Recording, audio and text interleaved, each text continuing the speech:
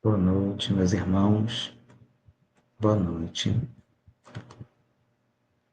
Com muita alegria que nós estamos recomeçando essa sequência de estudos do Novo Testamento nas terças-feiras às 18 horas. E, se Deus quiser, na semana que vem, dia 18 de março, minha avó Hilda poderá estar conosco aqui para dar continuidade ao estudo do livro de Atos dos Apóstolos. Bom, a pedidos dela, eu vou recapitular alguns acontecimentos importantes que foram estudados aqui no ano passado, entre os capítulos 1 e 10 do livro de Atos dos Apóstolos, para que na próxima semana ela possa dar continuidade no capítulo 11. Então vamos fazer a nossa prece inicial. Senhor Deus, nosso Pai amado, Jesus, nosso Mestre, nós agradecemos pela oportunidade de estarmos aqui reunidos em Teu santo nome para estudarmos mais a Tua palavra. Nós te pedimos, Senhor, que abras as nossas mentes e os nossos corações para recebermos o Teu Evangelho, Senhor, para que o Teu Evangelho possa transformar a nossa vida e o nosso modo de agir, o nosso modo de pensar, para que possamos nos parecer cada vez mais contigo, Senhor. Te agradecemos mais uma vez por esta oportunidade de estudo, de aprendizagem, e que o Senhor permaneça conosco e em nossos corações. Em teu santo nome, que assim seja.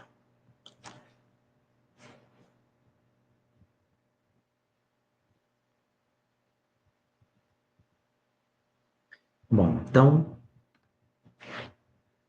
Atos dos Apóstolos, capítulos 1 a 10. A Igreja Primitiva e a expansão do Evangelho.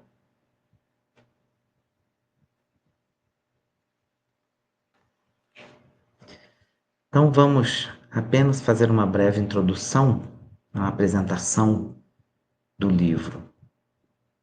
O livro de Atos dos Apóstolos foi escrito pelo apóstolo Lucas e narra os acontecimentos após a ressurreição de Jesus. Ele nos ajuda a compreender como o Espírito Santo guiou os apóstolos na propagação do Evangelho e como a igreja primitiva cresceu em meio aos desafios e milagres. E aqui uma palavra de Jesus, que está no Evangelho de João, capítulo 14, versículos 25 e 26. Tenho-vos dito isto, estando convosco, mas aquele Consolador, o Espírito Santo que o Pai enviará em meu nome, esse vos ensinará todas as coisas e vos fará lembrar de tudo quanto vos tenho dito.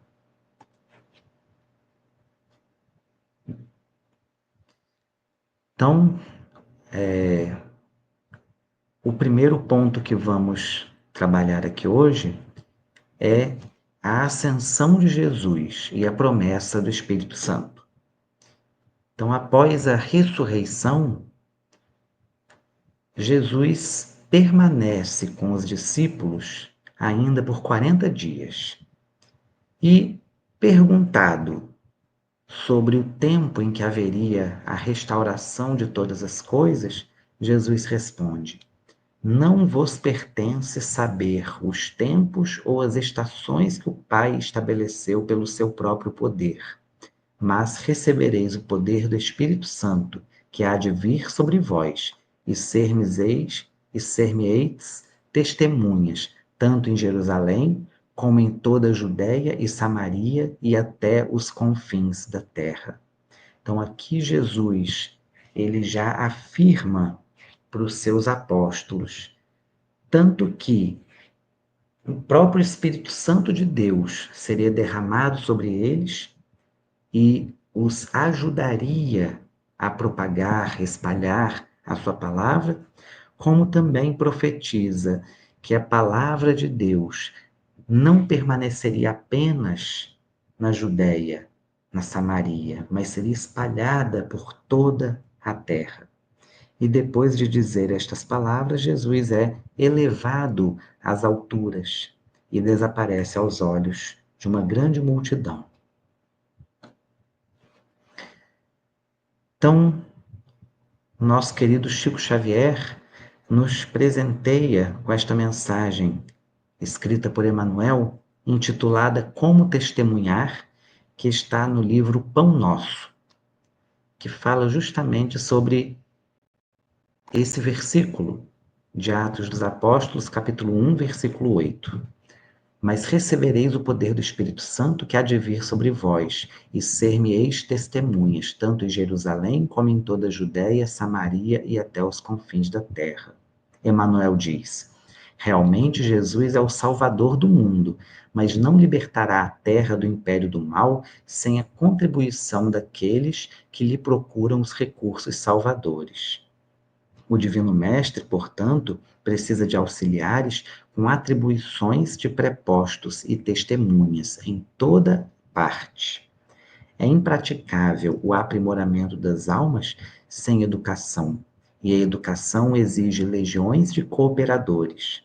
Contudo, para desempenhar a tarefa de representantes do Senhor na obra sublime de elevação, não basta o título externo com vistas à escola religiosa. Indispensável é a obtenção de bênçãos do alto, por intermédio da execução de nossos deveres, por mais difíceis e dolorosos. Até agora conhecemos a saciedade na terra, o poder de dominar, governar, recusar e ferir, de fácil acesso no campo da vida.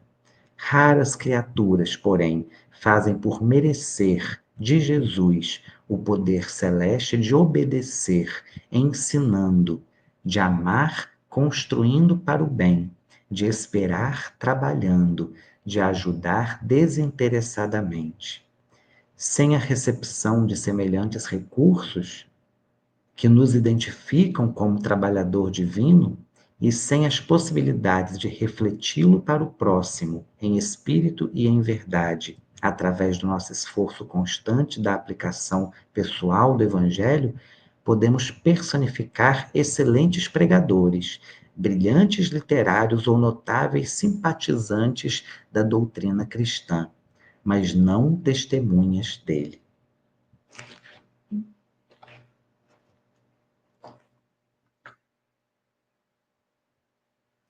Bom, em seguida, após a ascensão de Jesus, Matias é escolhido para substituir Judas em seu ministério e passa a contar entre os 12 apóstolos.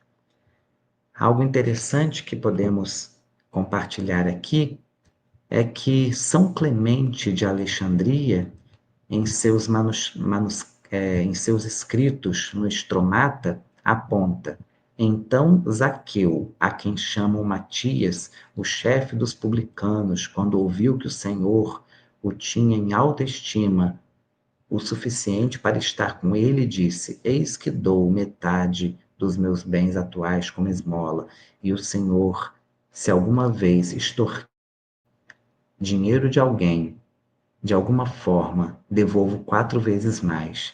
Então o Salvador disse: quando o Filho do Homem veio hoje, encontrou o que estava perdido. Então aqui nós temos uma indicação de que Zaqueu também era chamado de Matias, mostrando para nós que é possível que o Matias, escolhido para substituir Judas e contar entre os 12, pode ser o mesmo Zaqueu publicano que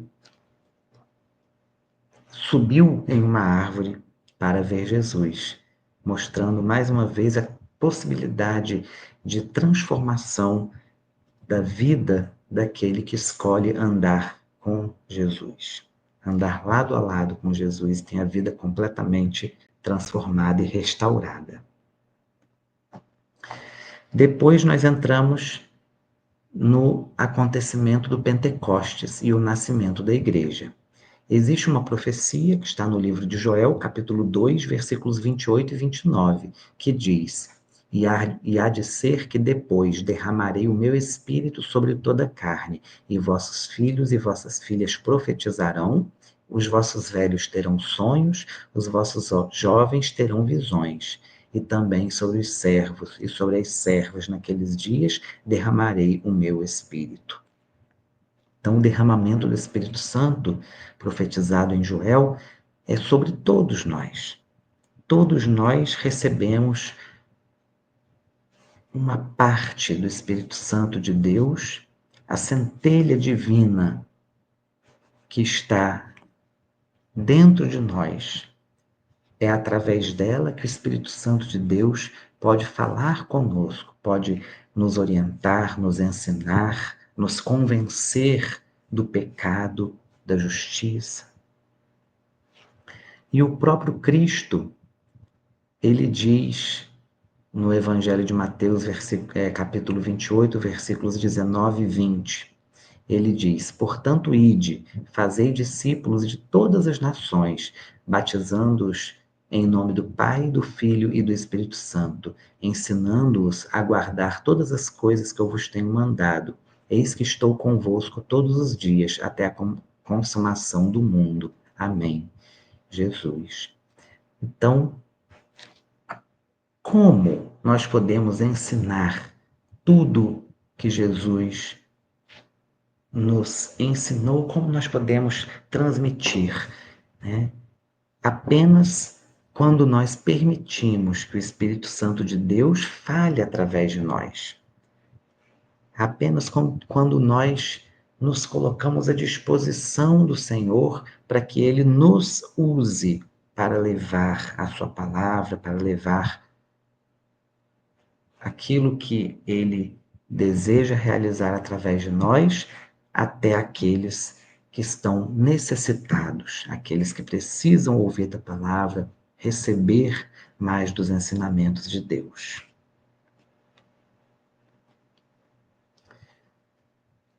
Então, no capítulo 2 de Atos, nós vemos o derramamento do Espírito Santo sobre os discípulos.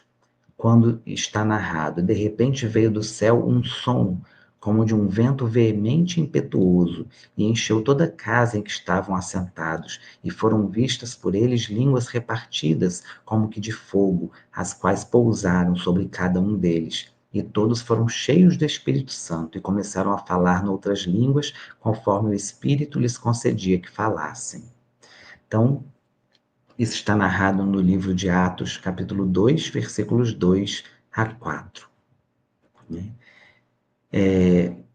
Nesse mesmo dia, por meio de uma pregação de Pedro, mais de 3.000 pessoas se converteram ao cristianismo. Então, nós vemos aqui o nascimento da igreja cristã, a comunhão dos primeiros cristãos. E conclui-se dizendo: e perseverando unânimes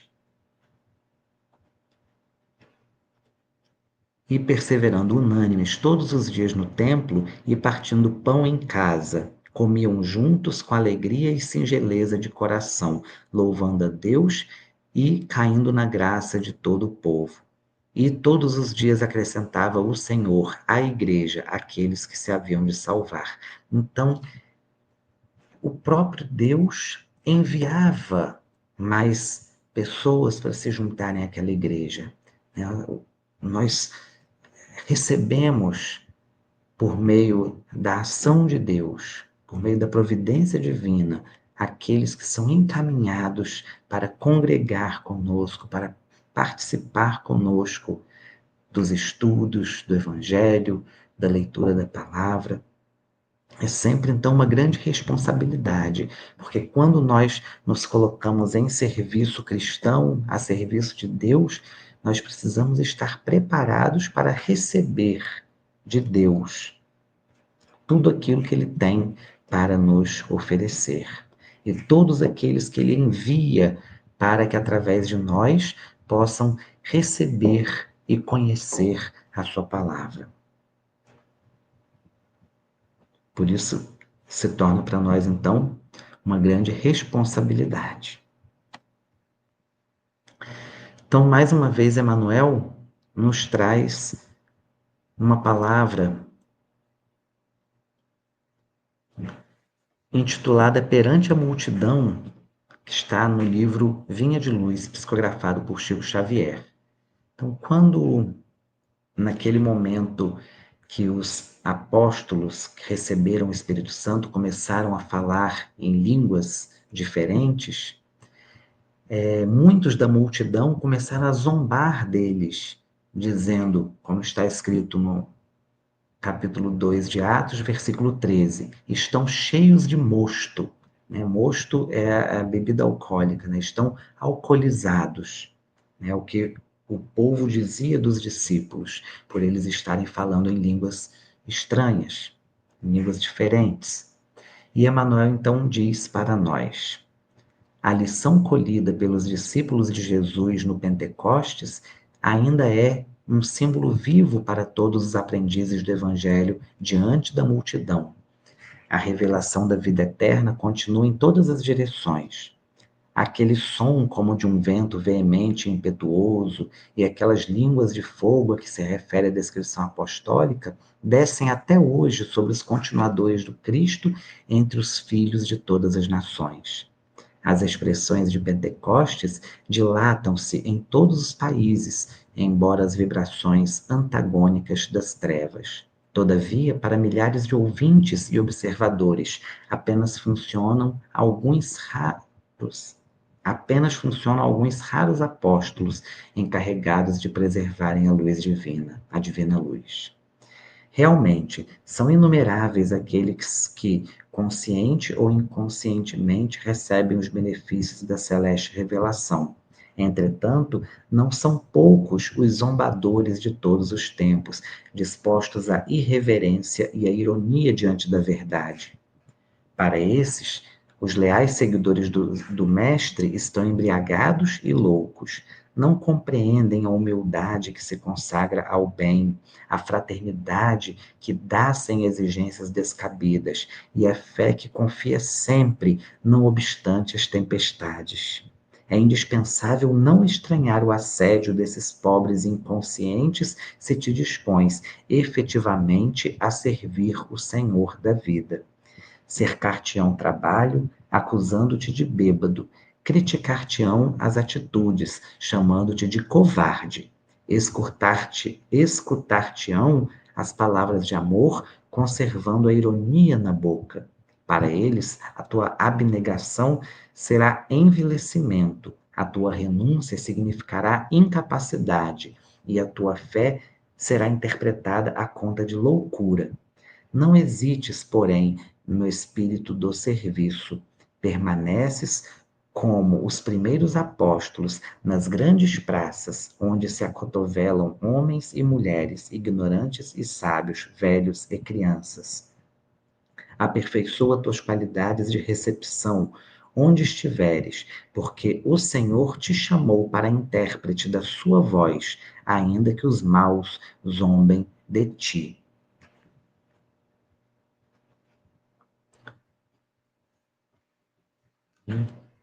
Maiores ainda são as nossas responsabilidades. Bom, continuando, nós temos aqui os primeiros milagres e o início da perseguição. Então, Pedro e João, eles curam um aleijado de nascença que estava pedindo esmolas no templo.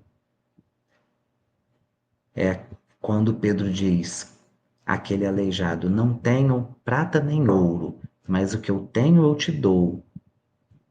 Seja curado em nome de Jesus. Né?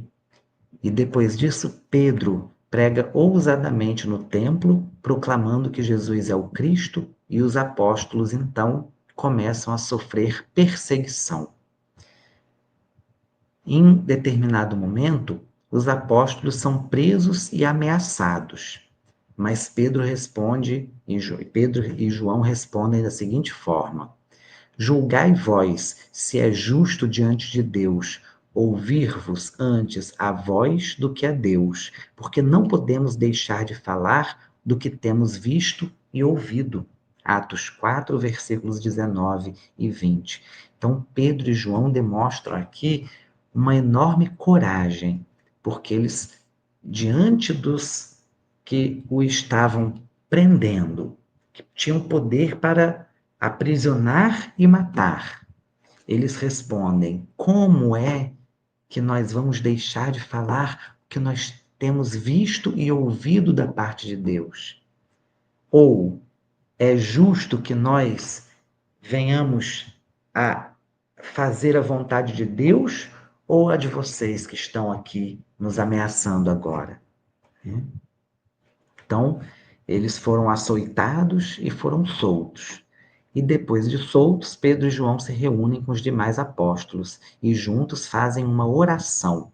Então, aqui é a oração que eles fizeram, os apóstolos reunidos após serem ameaçados e terem a ousadia e a coragem de dizer: nós vamos fazer aquilo que o Senhor nos mandar fazer. Não vamos receber ameaça de nenhum homem, porque não podemos deixar de cumprir aquilo que o Senhor espera de nós.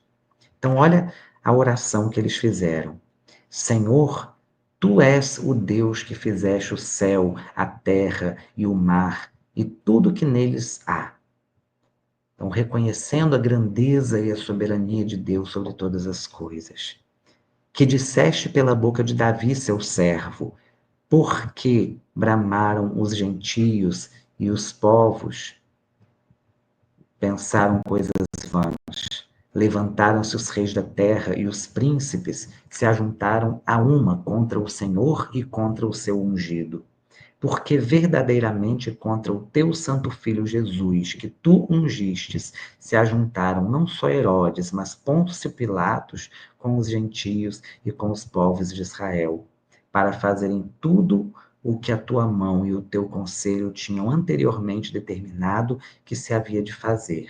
Agora, pois, ó Senhor, olha para as suas ameaças e concede aos teus servos que falem com a tua ousadia a tua palavra enquanto estendes a tua mão para curar e para que se façam sinais e prodígios pelo santo nome de teu filho Jesus. E tendo orado, moveu-se o lugar em que estavam reunidos, e todos foram cheios do Espírito Santo e anunciavam com ousadia a palavra de Deus. Então, esses versículos nos mostram que nós podemos orar a Deus, pedindo para que Ele fale através de nós, para que Ele nos dê coragem, ousadia para levar o Evangelho, para levar a Sua palavra até aqueles que precisam escutar. Então, se nós ainda nos sentimos fracos, ainda nos sentimos envergonhados, ou não sabemos como falar, nós podemos pedir a Deus que Ele vai, através de nós, colocar as palavras em nossa boca, como fazia com os apóstolos.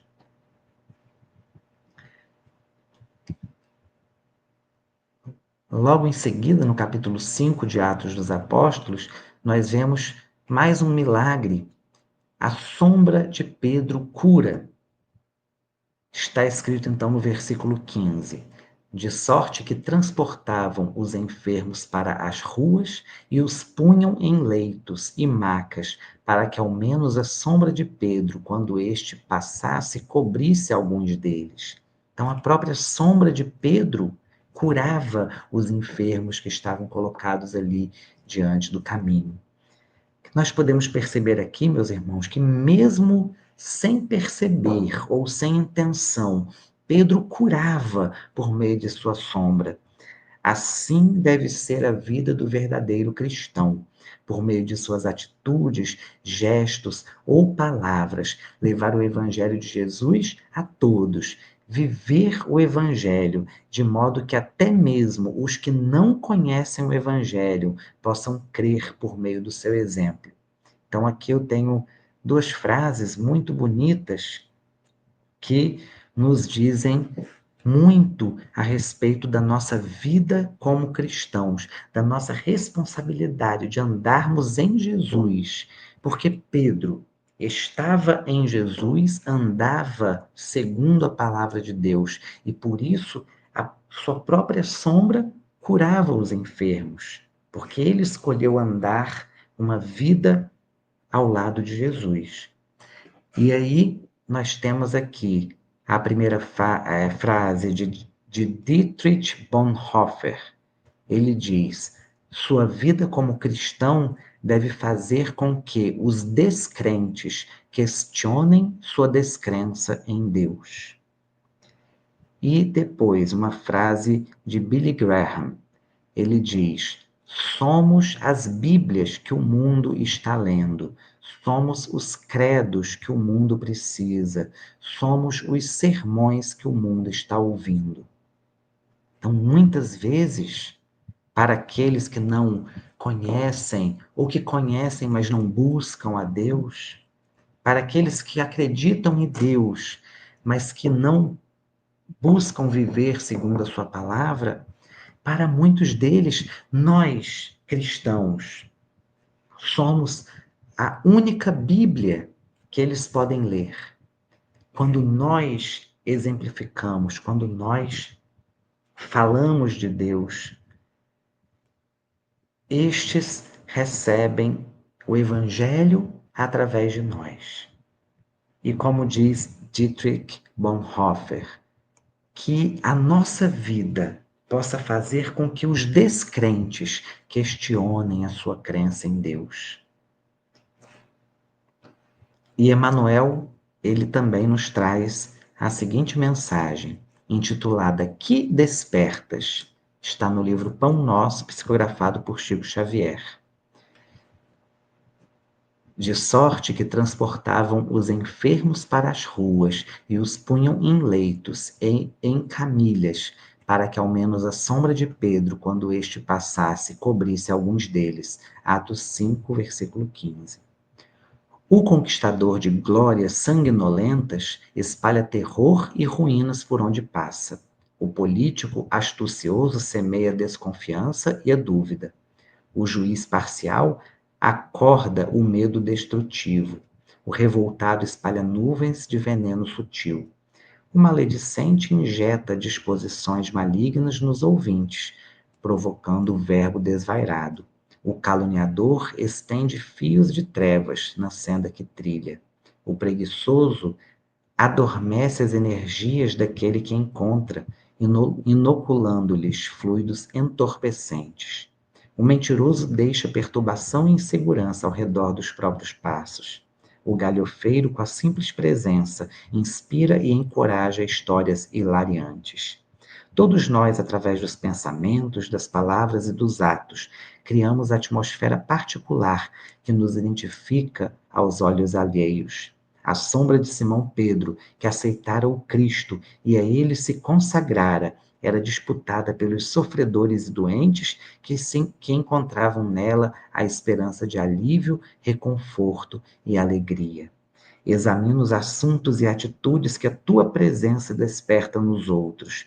Com atenção, descobrirás a qualidade de tua sombra e, se te encontras interessado em aquisições de valores iluminativos com Jesus, será fácil descobrires as próprias deficiências e corrigi-las. Então, o que nós despertamos pelo caminho? Que sentimentos nós despertamos naqueles que estão à nossa volta? É sobre isso que Emmanuel está falando aqui. Dando continuidade, nós vamos ver um momento bastante difícil de entendimento, que é o momento em que Ananias e Safira são disciplinados por mentirem ao Espírito Santo, demonstrando aqui para nós a importância do temor do Senhor na vida do cristão e o juízo de Deus. Ananias e Safira, eles vendem suas propriedades e ao invés de entregarem aos apóstolos todo o valor da venda, eles retêm um pouco para si mesmos. Então, os dois, marido e mulher, né, caem mortos diante de Pedro e são enterrados, porque escolheram mentir para o Espírito Santo. Então, uma passagem que deve despertar em nós a urgência de termos temor a Deus. E temor aqui não é no sentido de medo, temor aqui é no sentido de um extremo respeito, de um entendimento de que Ele está no controle de todas as coisas e que nós devemos todas as coisas a Ele.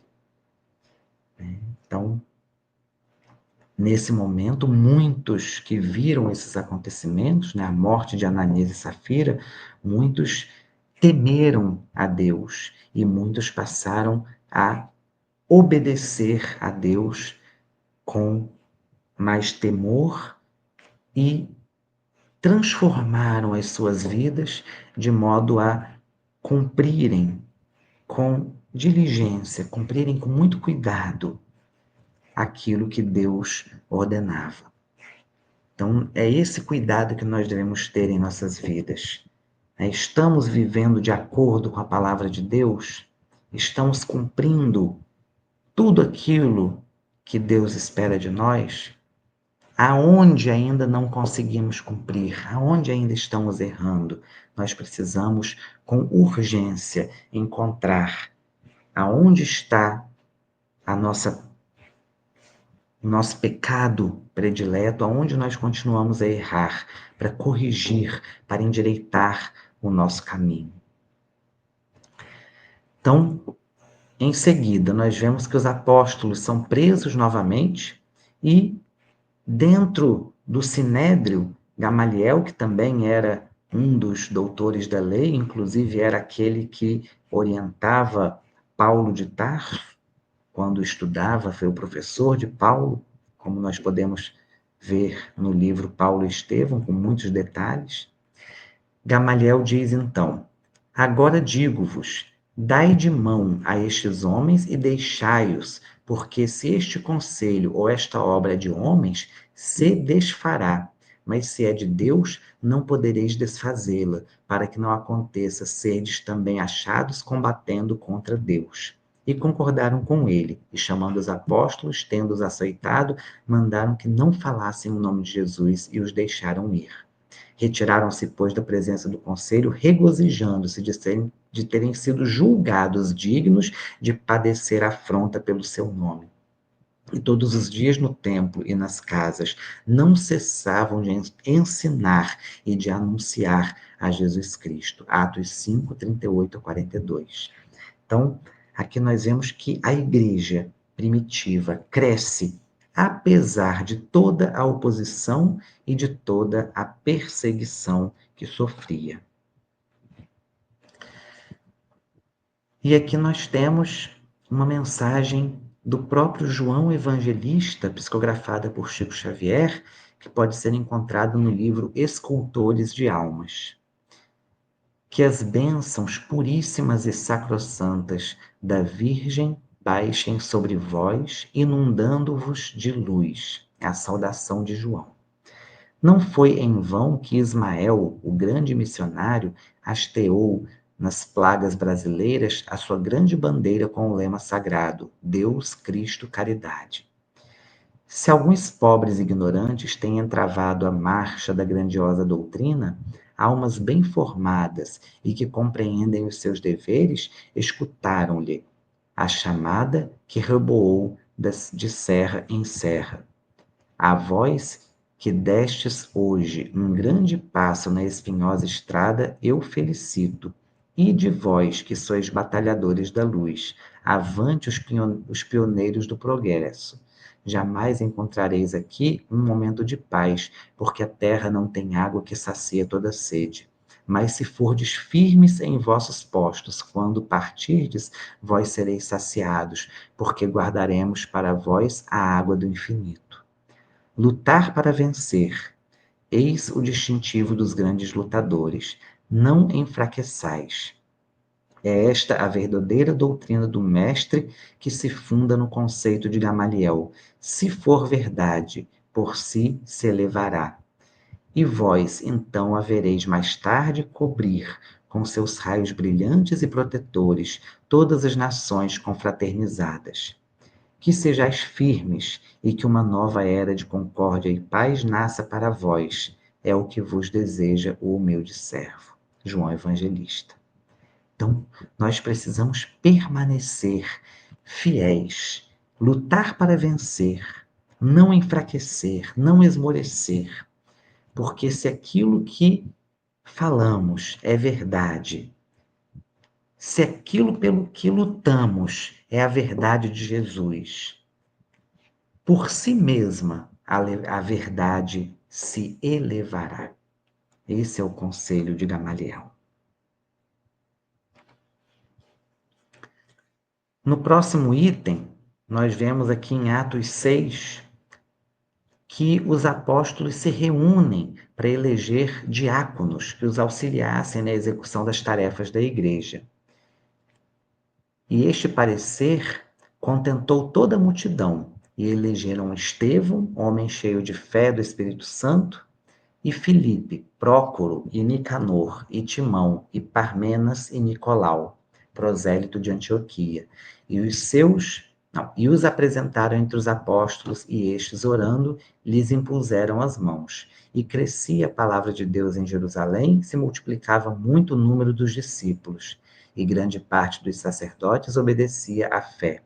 E Estevão, cheio de fé e de poder, fazia prodígios e grandes sinais entre o povo. Então, Estevão, que nós conhecemos mais intimamente no livro Paulo e Estevão,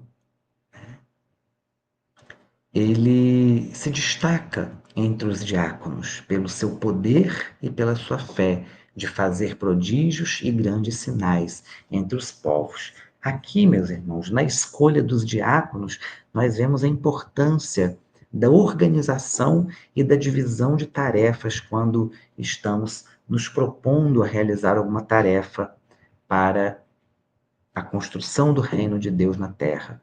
Essa tarefa ela precisa ser organizada e as tarefas precisam ser divididas. Nós precisamos confiar em pessoas que possam executar essas tarefas, para que ninguém se sobrecarregue. Foi o que aconteceu com os apóstolos, eles estavam se sobrecarregando demais. É o conselho também que Jetro, sogro de Moisés, dá a ele quando vai visitá-lo no deserto. Jetro vê Moisés cansado o dia inteiro atendendo ao povo, resolvendo as contendas que haviam entre eles, e Jetro diz: Moisés, por que você não distribui essa tarefa para auxiliares que vão receber, que vão orientar o povo, e apenas aquelas que forem mais difíceis vão chegar até você para que você possa resolver? Então, é o que acontece aqui. Os apóstolos estavam sobrecarregados e distribuem as tarefas que eles tinham no ministério entre os diáconos, e Estevão era um deles. Nessa organização de tarefas, nós temos a responsabilidade de reconhecer os dons do Espírito e utilizá-los para o benefício do próximo. Então, cada um de nós tem um diferente dom que nós recebemos de Deus. E aqui nós nos lembramos da parábola da multiplicação dos talentos. Aquele que recebe os talentos de Deus e o multiplica é considerado por Cristo um servo bom e fiel, mas aquele que recebe o talento e o enterra é considerado por Jesus um servo mau e infiel. Então, Estevão, por se destacar entre eles, é preso. E na sua prisão ele faz um discurso emocionante. Cheio do Espírito Santo, Estevão narra os acontecimentos desde o Antigo Testamento para demonstrar que Jesus é o Cristo. Então, ele é condenado à morte. Por sua ousadia, ele é condenado à morte. Paulo estava lá, consentiu com a sua morte, segurava as suas vestes, enquanto ele era apedrejado. E no momento da morte, como está narrado em Atos 7, versículos 59 e 60, Estevão repete o exemplo que Jesus nos deu na cruz. Está escrito: e apedrejaram Estevão e apedrejaram a Estevão, que em invocação dizia: Senhor Jesus, recebe o meu espírito. E pondo-se de joelhos, clamou com grande voz: Senhor, não lhes imputes este pecado. Tendo dito isto, adormeceu. Então é algo semelhante ao que Jesus disse na cruz: perdoa-lhes. Não lhes impute este pecado. Perdoa-lhes, porque não sabem o que fazem. E aqui temos as palavras do próprio Cristo, no Evangelho de Mateus, capítulo 5, versículos 10 a 12. Bem-aventurados os que sofrem perseguição por causa da justiça, porque deles é o reino dos céus. Bem-aventurados sois vós, quando vos injuriarem e perseguirem, e mentindo disserem todo mal contra vós por minha causa. Exultai e alegrai-vos, porque grande é o vosso galardão nos céus, porque assim perseguiram os profetas que foram antes de vós, disse Jesus. E na morte de Estevão, ele pede a Abigail que cante para ele esse hino, que ela vai então diante de Estevão, naquele momento doloroso, recitar para ele. Ela não consegue cantar, mas ela recita então estas palavras que estão no livro Paulo e Estevão, escrito por Emmanuel, psicografado por Chico Xavier. A prece dos aflitos. Senhor Deus, Pai dos que choram, dos tristes, dos oprimidos, fortaleza dos vencidos, consolo de toda a dor. Embora a miséria amarga dos prantos e de nosso erro, deste mundo de desterro, clamamos por vosso amor. Nas aflições do caminho, na noite mais tormentosa, vossa fonte generosa é o bem que não secará. Sois em tudo a luz eterna, da alegria e da bonança, nossa porta de esperança que nunca se fechará.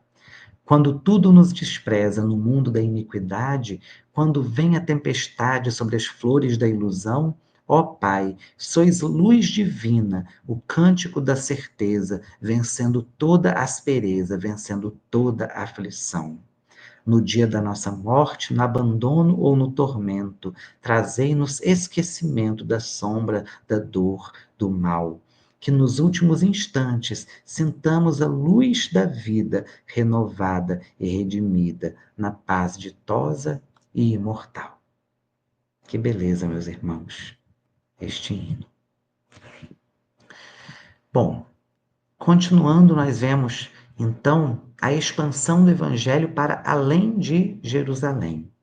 Filipe prega em Samaria e lá muitos samaritanos passam a crer em Jesus por meio de suas palavras.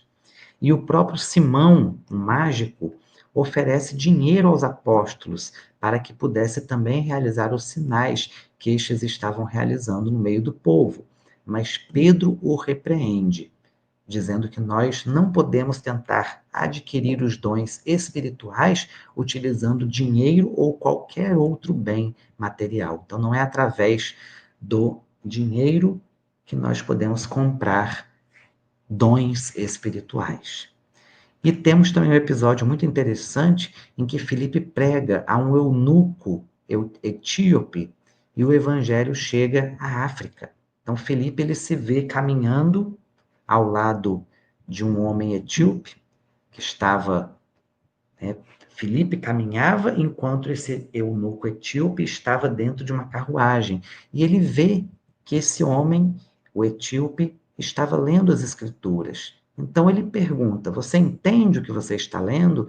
E o eunuco responde: Como eu vou entender se ninguém me explicar? Então Filipe explica para ele, palavra por palavra, apontando para a vinda de Jesus.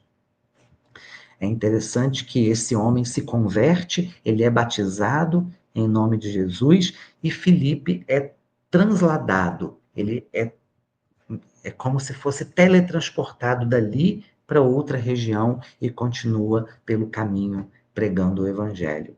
E aí nós temos mais mensagem de Emanuel, que está no livro Caminho, Verdade e Vida, que traz a resposta desse etíope a Filipe, quando ele pergunta: entende o que você está lendo? E ele respondeu: como poderia entender se alguém não me ensinar?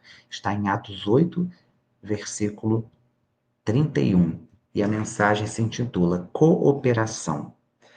Desde a vinda de Jesus, o movimento de educação renovadora para o bem é dos mais impressionantes no seio da humanidade. Em toda parte erguem-se templos, divulgam-se livros portadores de princípios sagrados. Percebe-se em toda essa atividade a atuação sutil e magnânima do Mestre, que não perde ocasião de atrair as criaturas de Deus para o infinito amor. Desse quadro bendito de trabalho, destaca-se, porém, a cooperação fraternal que o Cristo nos deixou, como norma imprescindível ao desdobramento da iluminação eterna do mundo. Ninguém guarde a presunção de elevar-se sem o auxílio dos outros, embora não deva buscar a condição parasitária para a ascensão. Referimos-nos à solidariedade, ao amparo proveitoso e ao concurso edificante. Os que aprendem alguma coisa sempre se valem dos homens que já passaram e não seguem além se lhes falta interesse dos contemporâneos, ainda que esse interesse seja mínimo. Os apóstolos necessitaram do Cristo, que por sua vez fez questão de prender os ensinamentos de que era o divino emissário às antigas leis. Paulo de Tarso precisou de Ananias para entender a própria situação. Observemos o versículo acima, extraído de Atos dos Apóstolos. Filipe achava-se despreocupado quando um anjo do Senhor o mandou para o caminho que descia de Jerusalém para Gaza. O discípulo entende e aí encontra um homem que lia a lei sem compreendê-la, e entram ambos em santificado esforço de cooperação. Ninguém permanece abandonado.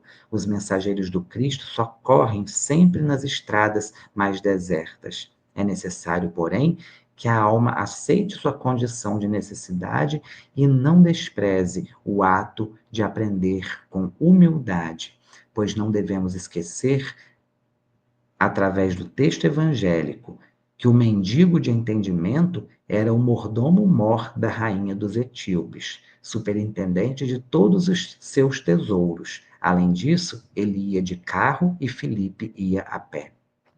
Que bonita lição, né, meus irmãos? Todos nós temos muito a aprender com humildade, mas também precisamos entender que temos muito também a ensinar. Através dos nossos exemplos, precisamos estar à disposição do Senhor, para que Ele nos use para levar o seu Evangelho a todos que estiverem à nossa volta. Bom, e vemos então em Atos 9 o encontro de Paulo com Jesus no caminho de Damasco, para onde seguia, a fim de prender os cristãos que lá viviam, inclusive Ananias. Após o encontro, Paulo se converte com Cristo e diz: Senhor, que queres que eu faça? Atos 9, versículo 6. Então, essa frase de Paulo, meus irmãos, é a oração que nós devemos, como cristãos, fazer todos os dias. Como seria bom se nós acordássemos todos os dias perguntando: Senhor, que queres que eu faça? Nós temos o costume de orar pedindo coisas a Deus. Mas Paulo nos ensina que a verdadeira oração, a verdadeira oração não é aquela que tenta colocar Deus à nossa disposição, como se ele fosse um gênio da lâmpada que deve realizar todos os nossos desejos. Não, meus irmãos. A verdadeira oração é aquela através da qual nós nos colocamos à disposição de Deus. Nós nos alinhamos aos propósitos de Deus, aos princípios do Evangelho, para que Deus possa, através de nós, realizar as suas obras. Então, acordemos e repitamos a frase de Paulo: Senhor, que queres que eu faça?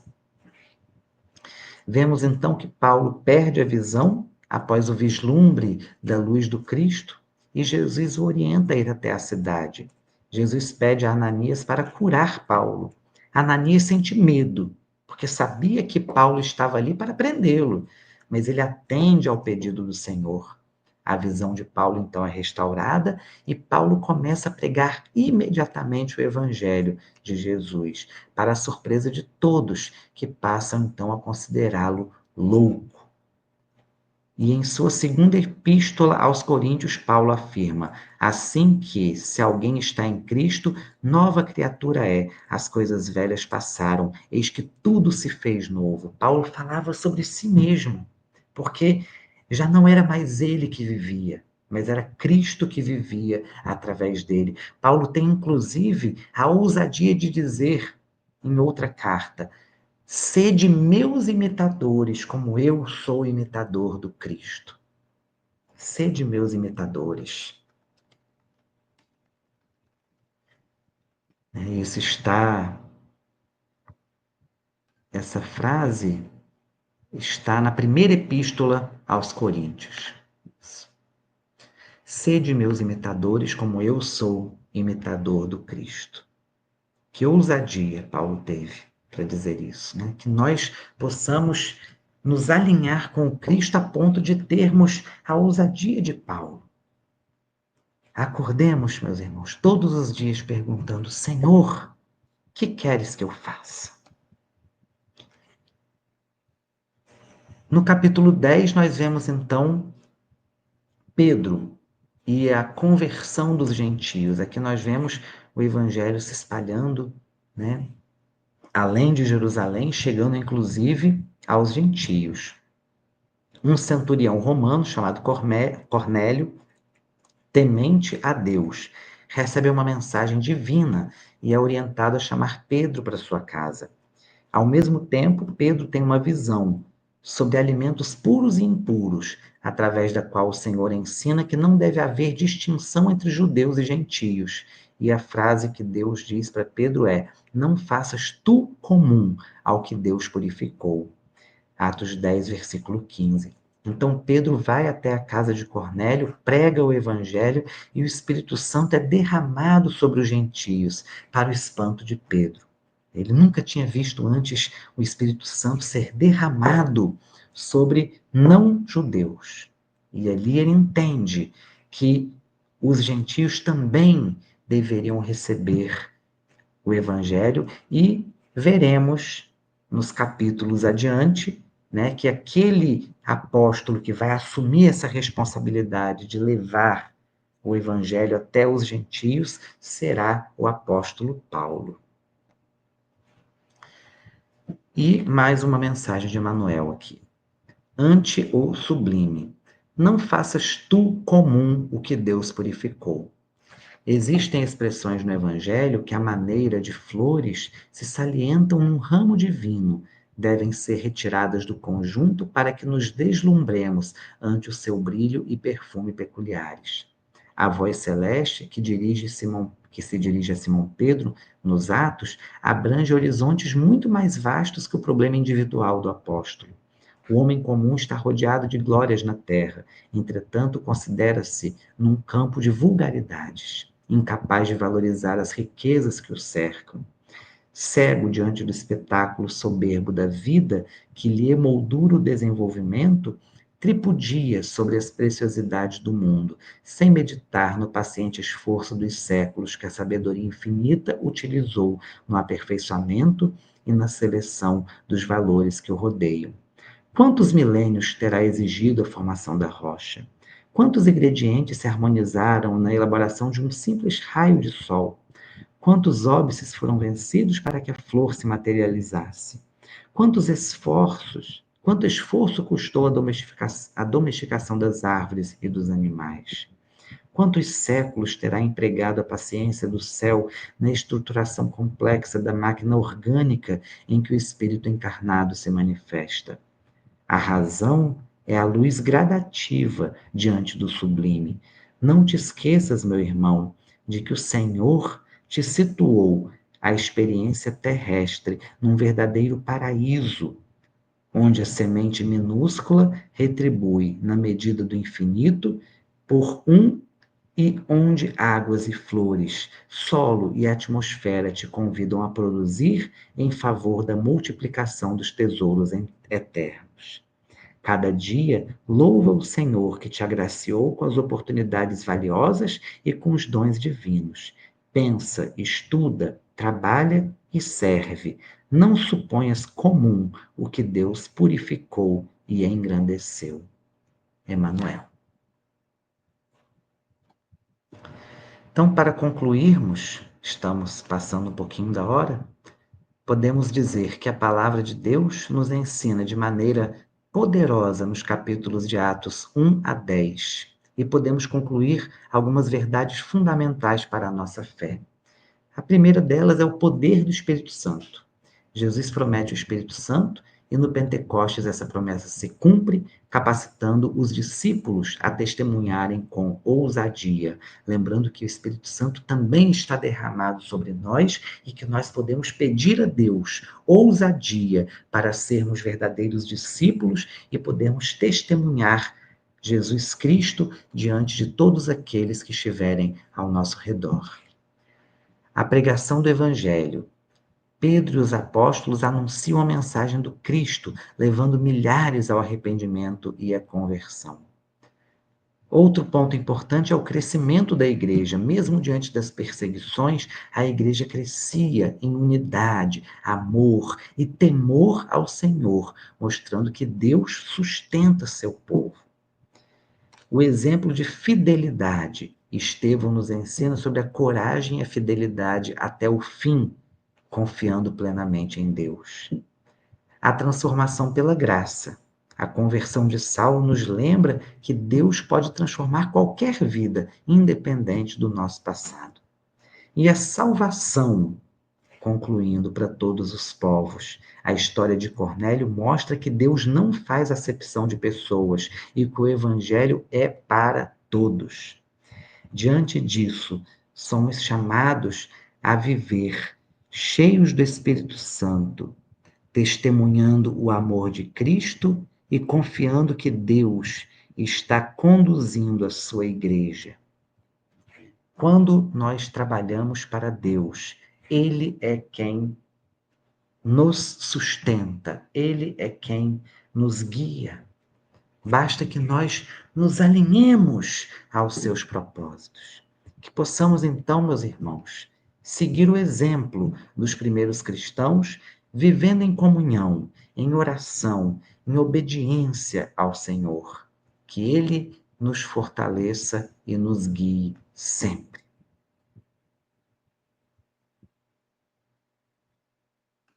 Vamos então fazer a nossa prece final.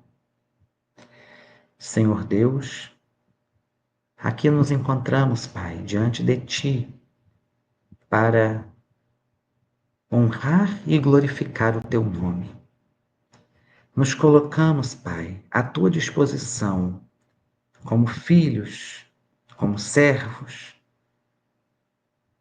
para recebermos de Ti tudo aquilo que o Senhor tem para nos oferecer e para que possamos distribuir entre todos aqueles que precisam de Ti.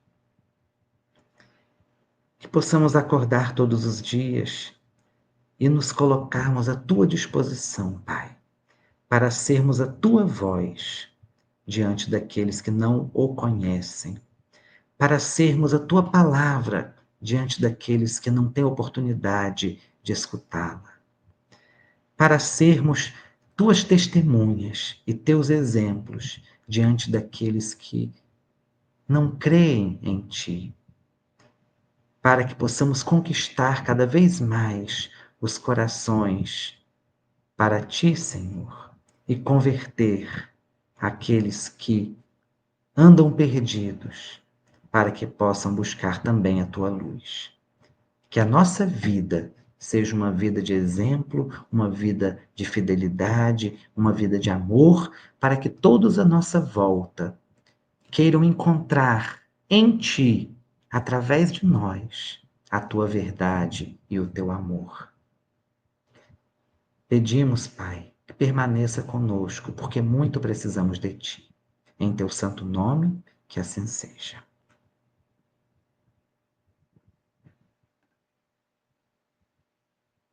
Boa noite a todos.